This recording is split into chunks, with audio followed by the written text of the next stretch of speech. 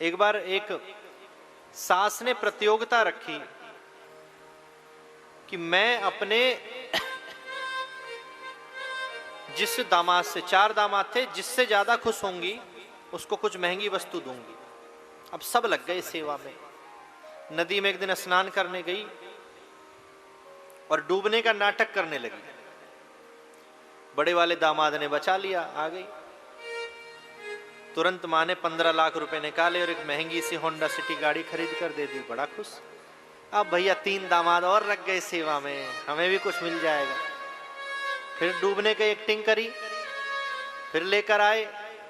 अब बजट कम हो गया तो उसको बाइक मिल गई बढ़िया, 1-1.5 लाख रुपए की। तीसरे दामाद ने ऐसा किया, उसे स्कूटी मिल गई। अब चौथे का नंबर आया, फिर डूबने लगी और डूबते डूबते डूबते डूबते वो नाटक कर रही थी, बीच में चली गई, सच में डूब गई, बचाया नहीं।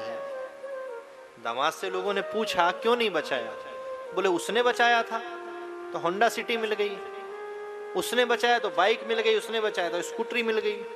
अब मेरा तो साइकिल का ही नंबर था, इसलिए साइकिल से बढ़िया सवारी तो मुझ पर अभी है।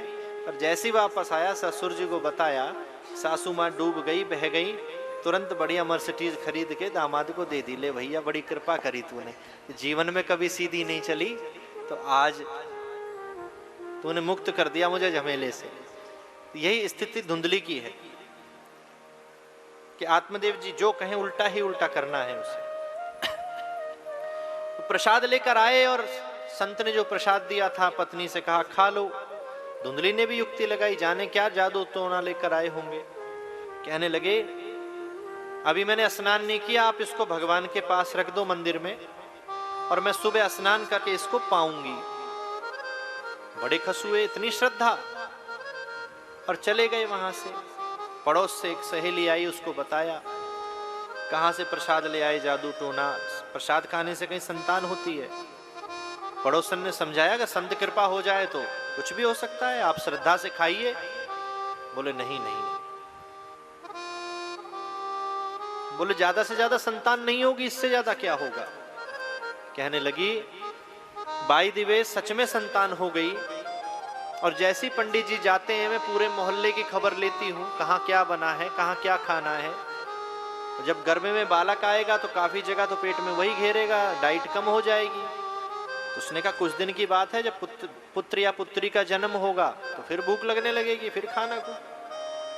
बोले वो तो ठीक है, उस 9 महीने के दौरान अगर घर में कभी आग लग गई और मुझे भागना पड़ा तो इतनी तेज नहीं दौड़ा जाएगा। सहेली ने हाथ जोड़ा, महारानी तुझे समझाना मेरे बस की नहीं है, मैं तो चली, जो मन में आए सो करो।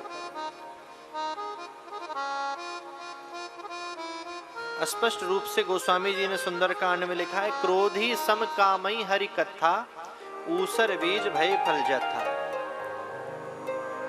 किसी कामी व्यक्ति, क्रोधी व्यक्ति, लोभी व्यक्ति को आप अगर भगवान की कथा सुना रहे हो और उसके समझ में नहीं आ रहा है तो ऊसर जमीन में खेती उपजाऊ करने का प्रयास कर रहे हो। 2-1-4 बार प्रयास करो, पता चल जाए लाइन पे आने वाला नहीं है तो तुरंत स्थान चेंज करो, आगे बढ़ जाओ। अपना समय क्यों नष्ट कर रहे हो?